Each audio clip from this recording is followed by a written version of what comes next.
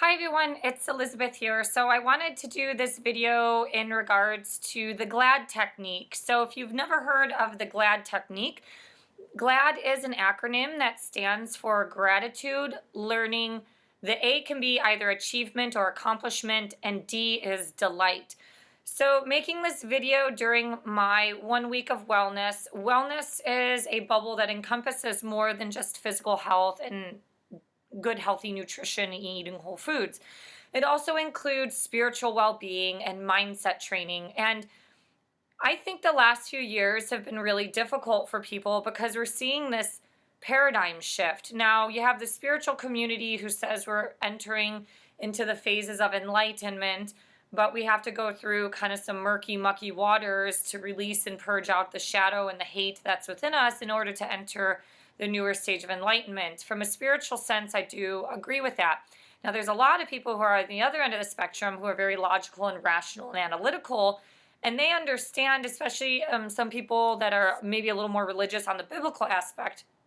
They see that we are entering an era that is not positive. So I think the last few years have been really hard for people because there has been a lot of shifts worldwide and globally and politically, things within their country. And I think right now during coronavirus, things have been really hard for everybody. Everyone has been affected by this. Even if someone hasn't lost their job, and they still have their income coming in, to some degree they also have been affected emotionally, or they've had other loved ones in their life be affected by this. So we've all been affected by this.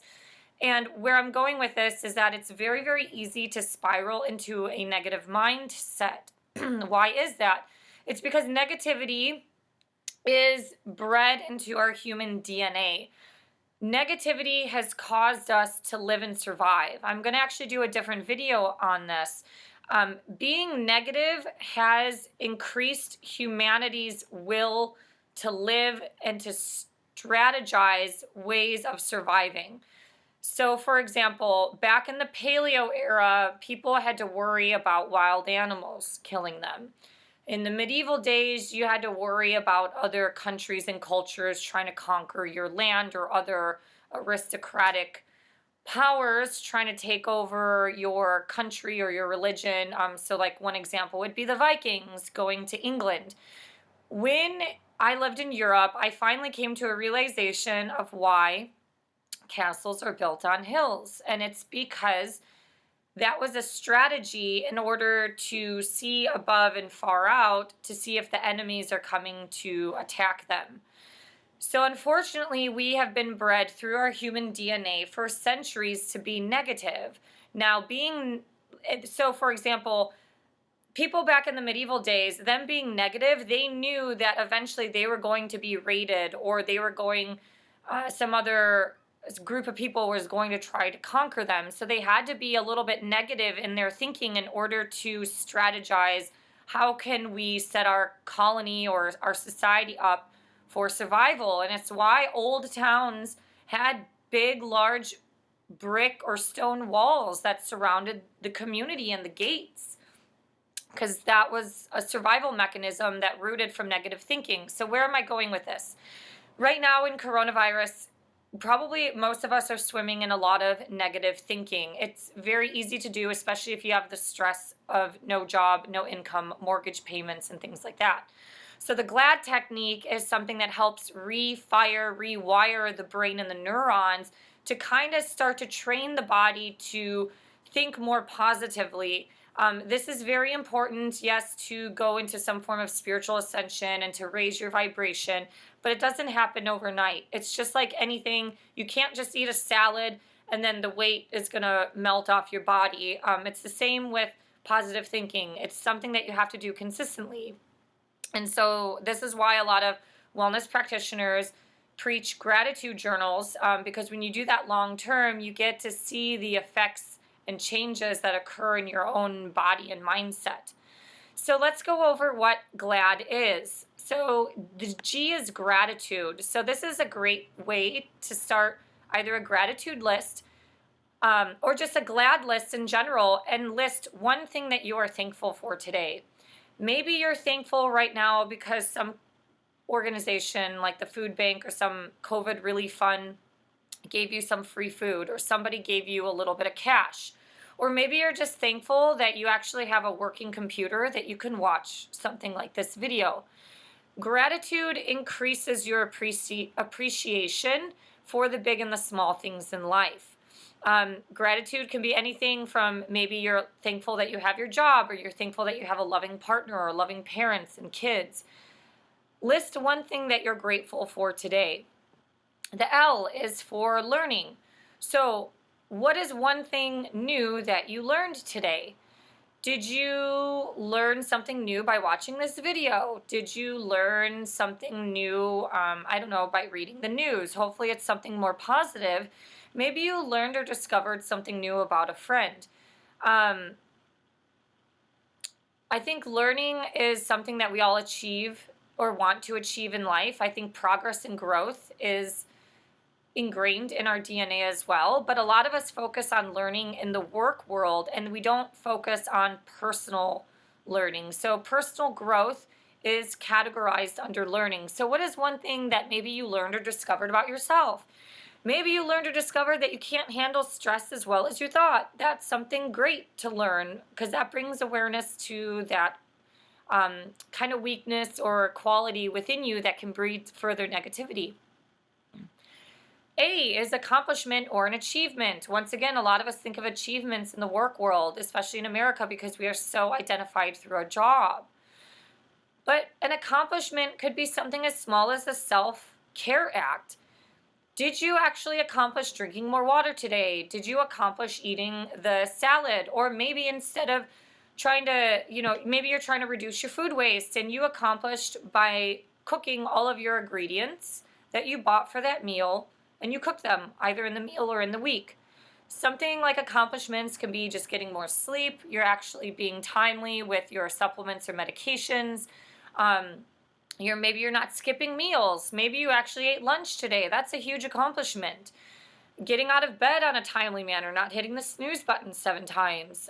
Maybe paying the bills, or making it to work on time, or logging onto work on time. All of these things are small accomplishments. Even something like, hey, I reduced, because I'm getting more sleep, I reduced my caffeine intake by a cup. That's a major accomplishment that you should be proud of. And D is a delight. So what is one thing of delight that touched you today? Maybe somebody at the store held a door for you, or maybe you watched some funny thing online and it made you laugh, or it brought a smile. Something that brought some sensation of either pleasure or happiness or joy in your life. For some people, reading the Bible is very joyful. Maybe it's listening to a spiritual leader on YouTube or a sermon. One thing that brought you delight. Listening to calming classical music or whatever. Maybe it's just your favorite artist. Try to do one thing that brings you a little bit of a smile to your face. For some people, that could just be their morning cup of coffee. So gratitude lists are amazing and they're great. I've done a lot of these in my past when I haven't been very thankful for a lot of things, and gratitude lists bring awareness. I used to do 5 things that I was grateful for every day. And when I looked at it during my times of divorce, I actually noticed that there were a lot of material things at that time when I was doing a lot of gratitude listing in 2013. And I failed to realize that like 10% of my gratitude, maybe like 15 or 20% of my gratitude list was about people. So obviously now doing it, it's a lot different. It's like I'm thankful for these people who've helped me, or my boyfriend, or my family, my mother, my father, my sister. So trying to focus more on interpersonal relationships over time will be a little bit more enriching, or I don't know if the word is wellful, than just focusing on material goods. Like I'm just so thankful for my iPhone and my laptop, because those things eventually will come and go and or cause you stress long term as well. So a glad list is similar to a gratitude list, but it's bringing more awareness to various other areas in life, things that you've learned, discovered about yourself, things that you've achieved, or something that just brought you some delight. It's not a cure, but it can help during this time, especially if you are going through a really, really hard time, whether you've lost somebody or your job, or you have no money coming in. This can help retrain and rewire the brain. some of these big cosmic events that happened are beyond a lot of our understanding and rationale, especially if you are, quote unquote, kind of a good person.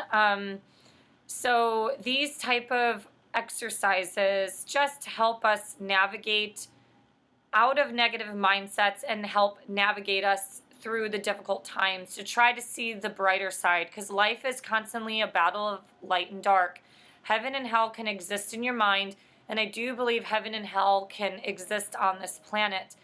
I think what is happening is that so many people right now don't really live in a world of darkness. Does that make sense? Like, I think if you're just a regular human being who will not do any harm to other people and you just want to live in a safe, healthy neighborhood and have a family, it's really hard for you to grasp and comprehend people who want to do ill or evil to other people and or to the world or to human society, to animals and things like that. So something like G.L.A.D can help kind of pull you out to stop focusing on a lot of the external negative things that we can't control because they are out of our circle of influence, and try to reel us back in, focusing on kind of like the microcosm of what you can control in your own environment and within your own mind. So these are some thoughts that I have. Thank you for listening, liking, sharing, and subscribing. This is kind of like my 1 week of wellness transitioning into May. To kind of help people during this time that's really difficult and this kind of reopening time. It's kind of reopening, symbolic to us reopening ourselves up to change in the world as well. All right, if you have any comments or questions, please post them below. Thank you again for liking, sharing, and subscribing, and see you next time. Bye.